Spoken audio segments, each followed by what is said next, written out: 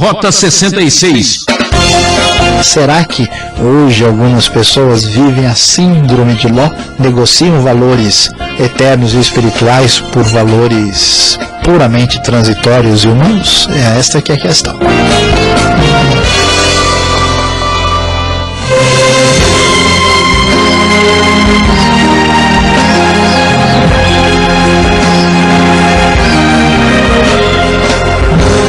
Você escolheu a sintonia certa. Esse é o programa Rota 66.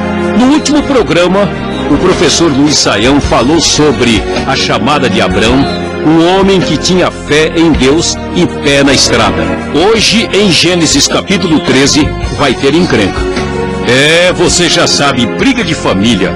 Isso é o que é problema. Esse é o assunto do estudo de hoje. Bom, enquanto a turma do Deixa Disso não aparece, vamos à luta, companheiro. Vimos no estudo passado, no capítulo 12, as dificuldades e os problemas que Abraão enfrentou quando foi ao Egito, quando ele teve que passar pela situação de fome na terra de Canaã. Muito bem, depois disso, a Bíblia nos diz aqui no capítulo 13, que Abraão sai do Egito e vai para o sul da região de Canaã, lá no deserto do Negueb, com sua mulher, com tudo que tinha, e ele tinha prosperado bastante, já tinha agora bastante gado, prata, ouro, várias coisas positivas no aspecto material da vida. E ele vai para lá, nunca se esquece da sua relação com Deus. Versículo 4, ele invoca o nome do Senhor, depois de ter construído um altar para Deus, e de repente as coisas começam a complicar. Surge uma grande briga, um grande conflito entre Ló e Abrão. Eles já não podiam morar juntos, diz o texto, porque possuíam tantos bens que a terra não podia sustentá-los. Surgiu então uma desavença, uma espécie de conflito, de briga familiar, por causa dos pastores dos rebanhos de Abrão e de Ló. Então Abraão diz a Ló o seguinte: olha, não deve haver desavença entre mim e você, entre os pastores meus e seus, porque afinal de contas ali era o tio e o sobrinho conversando. E então Abraão faz algo interessante, ele diz para Ló: a terra inteira está diante de você, vamos nos separar. Se você for para a esquerda eu vou para a direita, se for para a direita eu vou para a esquerda. Então a Bíblia diz que Ló olhou e viu toda a região do Vale do Jordão muito bem irrigado, bem verdinho, até Zoar, que era como o jardim do Senhor, como a terra do Egito, antes da destruição de Sodoma e Gomorra. E Ló escolheu o Vale do Jordão e partiu em direção ao leste, e os dois se separaram. O que vamos descobrir e perceber nesse texto? Antes nós tínhamos visto as dificuldades que Abrão, Sarai enfrentam com a promessa divina, porque ela está sendo ameaçada por circunstâncias externas. Deus falou, mas olha, tome cuidado, pode ser que o que Deus disse não venha a se cumprir. Por quê? Porque a fome pode destruir o patriarca e a sua família, ou então a sua esposa pode ser tomada no Egito. Aqui está o suspense, aqui estão as cenas dos próximos capítulos. As ameaças externas tornam tudo muito perigoso. De repente, quando a coisa melhora, quando não há mais problemas no Egito, não há mais fome, inclusive a situação material melhorou muito, problemas dentro de casa, agora problemas internos, conflitos dentro da própria família ameaçam a situação de Abrão. Imagina uma briga dessa entre os pastores que pudesse envolver o próprio Abrão e Ló diretamente, poderia ser o fim de tudo. Mas mais uma vez a palavra divina vai sustentar a sua promessa e vai adiante. E o surpreendente é perceber como acontece o desfecho da história do capítulo 13. Nós vamos descobrir algo muito interessante. A Bíblia diz no capítulo 12 que Deus falou com Abraão, e a única coisa que Abraão tem são as palavras divinas, que são a promessa de Deus, de que ele seria um grande povo, de que ele seria uma bênção, que Deus o faria crescer e ser famoso. E agora nós vemos as dificuldades de conflito e Abrão cede toda a prioridade, para tomar escolha para o seu sobrinho Ló. Ou seja, enquanto Ló toma uma atitude baseada no que ele vê, a Bíblia é clara em dizer que ele olhou e viu. Ele olhou e viu, ele se baseia na aparência, naquilo que se apresenta perante os olhos. E o texto diz que a terra era bonita, era bem irrigada, era como o jardim do Senhor. Ele escolheu o vale do Jordão na direção leste por causa disso. E Abraão disse: está bem, eu vou para outro lugar, eu vou para outra região, você pode ter a prioridade. Abraão se baseia na fé, Abraão se baseia na palavra divina. Ló segue a sua decisão baseado na beleza e nos atrativos da terra que estão diante dele, vai viver na região de Sodoma, onde os homens eram extremamente perversos e pecadores contra o Senhor. Diante disso, o que a Bíblia diz? Que apesar das dificuldades, das lutas, Deus não se esqueceu da sua promessa. Por isso, a partir do versículo 14, nós vamos ver que o Senhor novamente vem a Abraão, depois que Ló se separou dele, e agora Deus diz a Abraão: escuta, Abraão, de onde você está, olhe para o norte, para o sul, para o leste, para o oeste. Toda a terra que você está vendo darei a você e a sua descendência para sempre. Tornarei a sua descendência tão numerosa como o pó da terra. Se fosse possível contar o pó da terra, se poderia contar a sua descendência. Percorra a terra, esta terra de alto a baixo, de um lado a outro, porque eu a darei a você. Abraão então muda de acampamento, vai viver perto dos carvalhos de Mamre, em Hebrom, e constrói ali um altar dedicado ao Senhor. O que é interessante é perceber que Abraão não toma a decisão pelo que vê, e em seguida Deus então se apresenta dizendo: olha, Abraão, a minha promessa está de pé. Você pode olhar, esta terra eu vou dar a você e a sua descendência. Eu estou contigo, eu sou o Deus que o chamou para vir da Mesopotâmia para cá. Eu estou no controle da situação, apesar dessas ameaças e dos problemas que você enfrentou. E a minha promessa está de pé, e você e a sua descendência terão esta terra para sempre. Portanto, você pode percorrê-la para confirmar aquilo que eu estou dizendo a você. E assim nós temos um encerramento extraordinário do capítulo 13, mostrando que a promessa de Deus está viva e que as ameaças externas e ameaças internas não fazem com que os planos de Deus sejam ameaçados, de fato, destruídos na vida do famoso patriarca Abraão.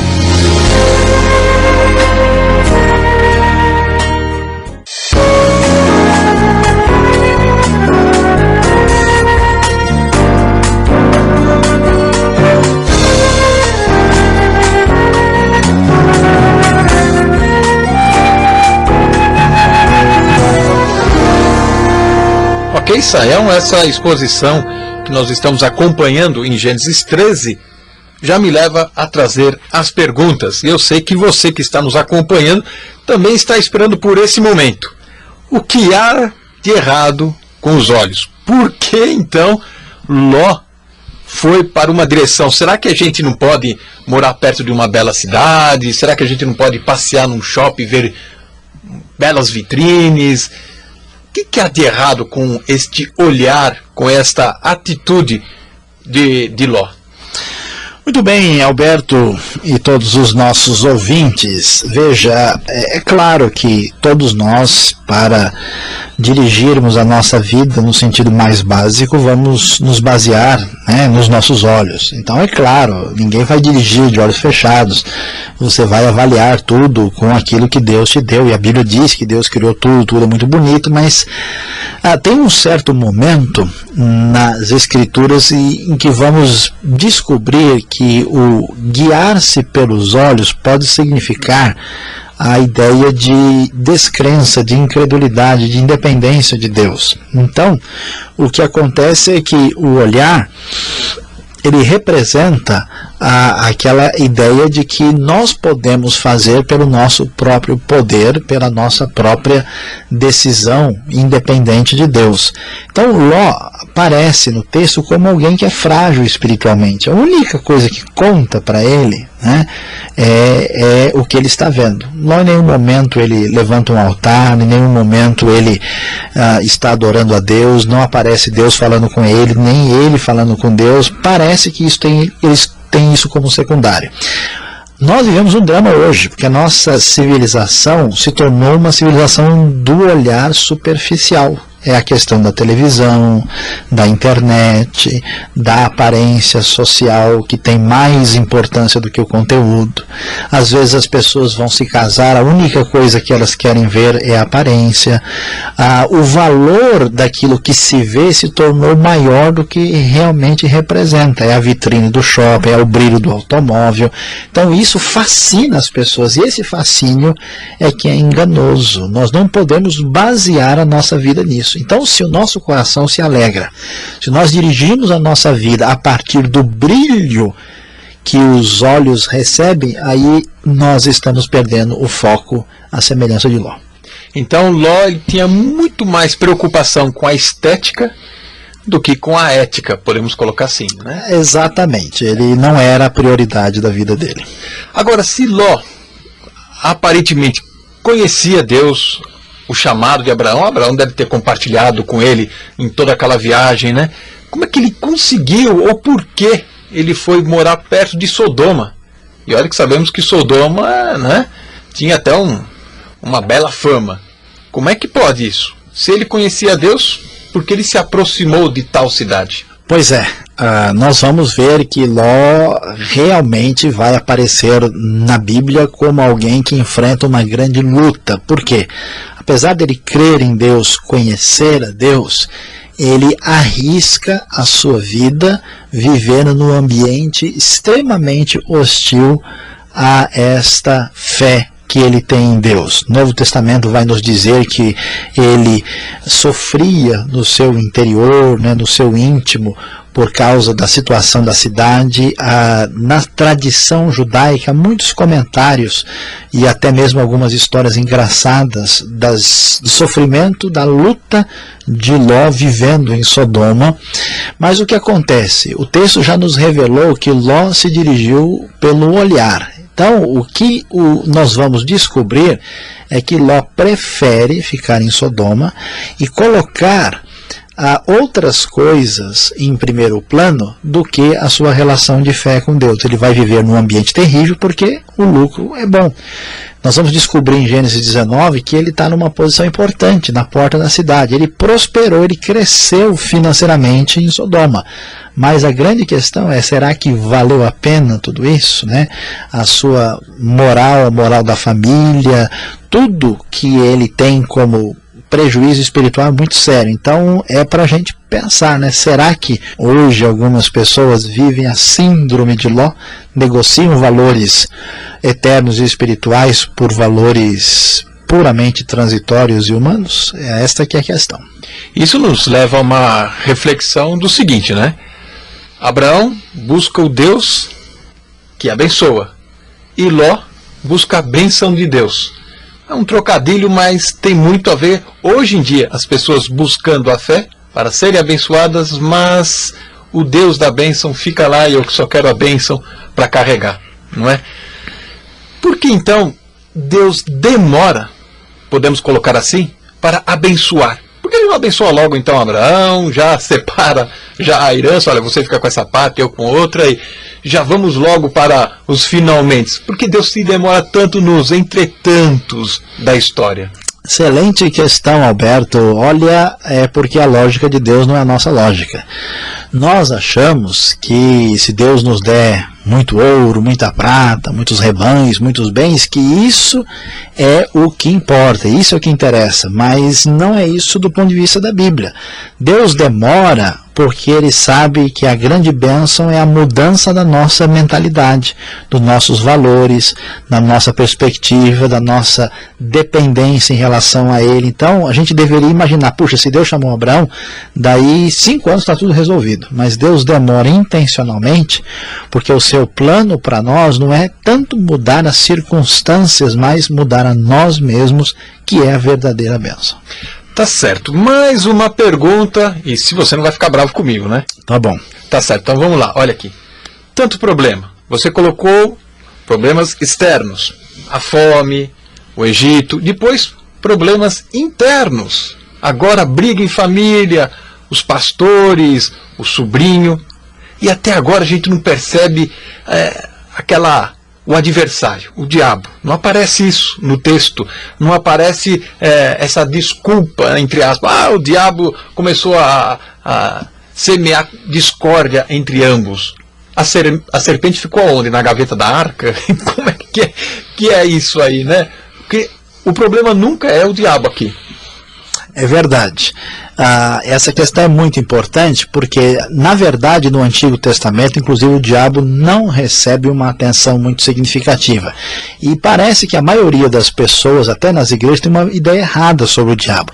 Alguns imaginam que o diabo é mais ou menos um deus do mal que governa o inferno, paralelo ao Deus da Bíblia, mas não é isso. O diabo, ele é apenas uma criatura, ele é um anjo caído e ele só age dentro dos limites estabelecidos por Deus. Alguém fez uma comparação interessante há um tempo atrás, que o diabo é uma espécie de pitbull de Deus, né? Deus na coleira. Deus solta e permite que ele possa faz um barulho ir até a porta, até um certo ponto, e depois ele tem que retornar. Ele não pode fazer o que quer. Então, o principal agente na história não é o diabo e sim Deus. Por isso que o diabo não aparece em cena. E grande parte dos nossos problemas e dificuldades são resultado das nossas ações.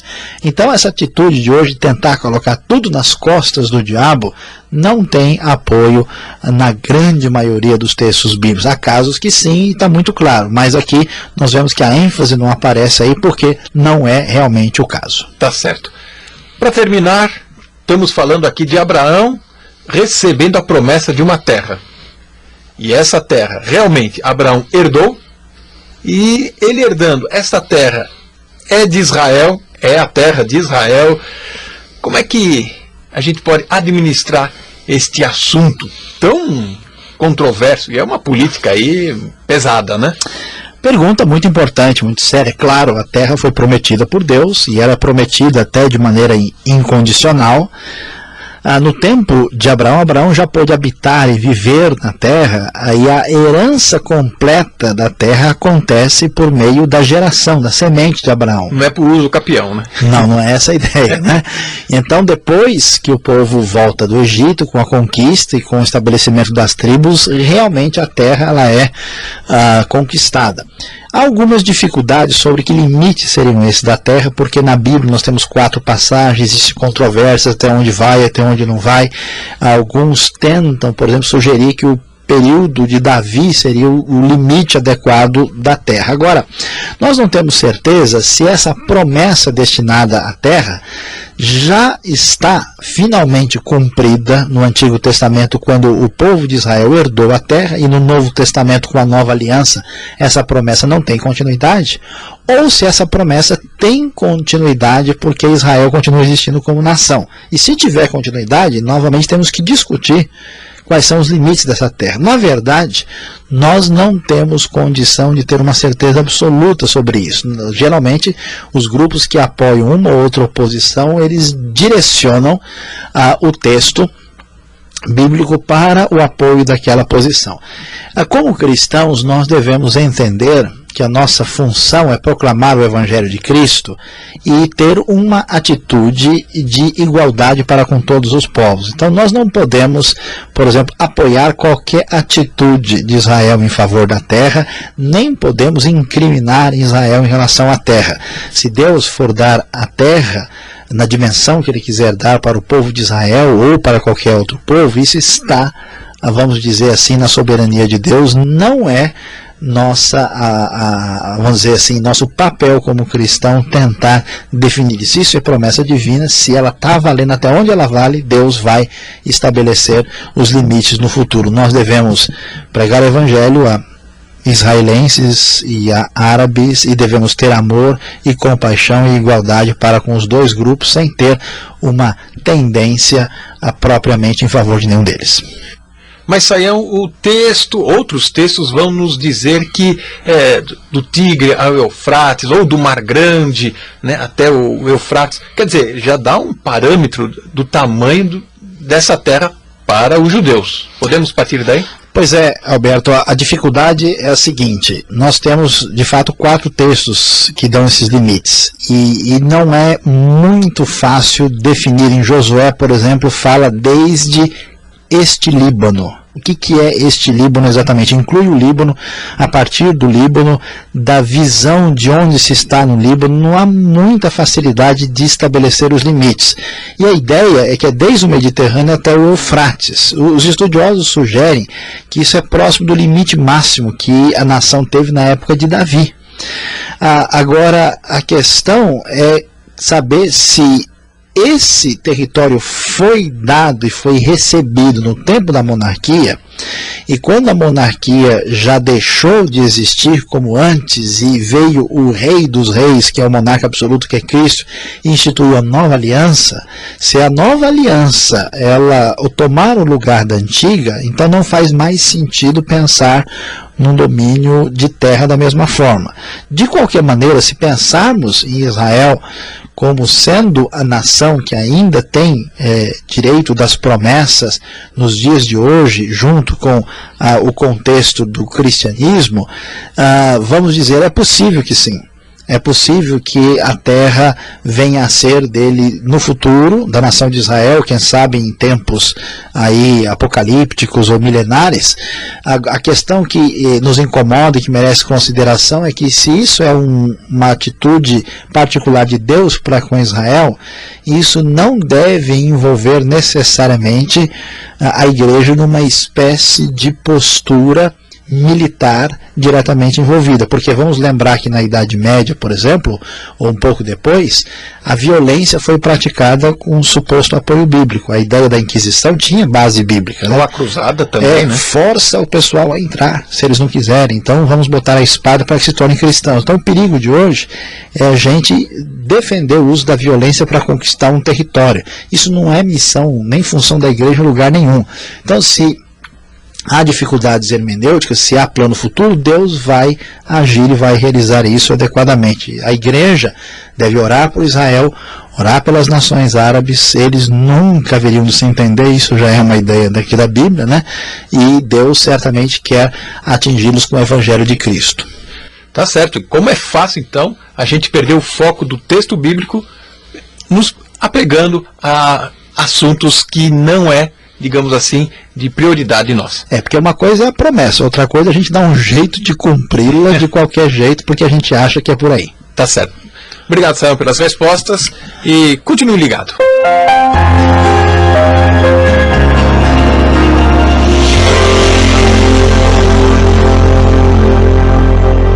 Chegamos ao final do nosso programa Rota 66, agora com a aplicação para a nossa vida de Gênesis capítulo 13. O que devemos aprender deste trecho bíblico tão especial? Nós vamos descobrir o papel dos conflitos da vida na experiência de quem crê em Deus. Muitas vezes nós ficamos desanimados porque, tendo esperança em Deus, confiando em Deus, enfrentamos um problema atrás do outro. É o caso de Abraão aqui, passando pelo problema de fome, pelo problema de conflito com Ló, pelas dificuldades no Egito. A pergunta é: por que esses conflitos surgem na vida? nós vamos descobrir que Deus, na sua soberania, na sua sabedoria, permite para que essas coisas possam nos levar a um amadurecimento espiritual. Abraão teve uma dificuldade, essa dificuldade foi superada, ele conseguiu conversar com Ló, Ló foi para um lado, Abraão foi para o outro, e aqui agora ele depois recebe a palavra divina e o direcionamento para a sua vida. Assim também você, meu irmão, meu amigo, não deve estar desanimado com os conflitos, com os problemas, com as dificuldades que aparecem no seu caminho. Pode ser muito bem que Deus queira abençoar a sua vida e fazer dela uma grande bênção através dos conflitos e dificuldades. Que Deus abençoe a sua vida.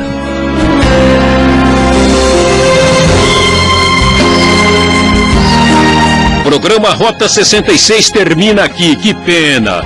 Lembre-se, temos um encontro marcado nesse horário e nessa sintonia. Um forte abraço e até lá.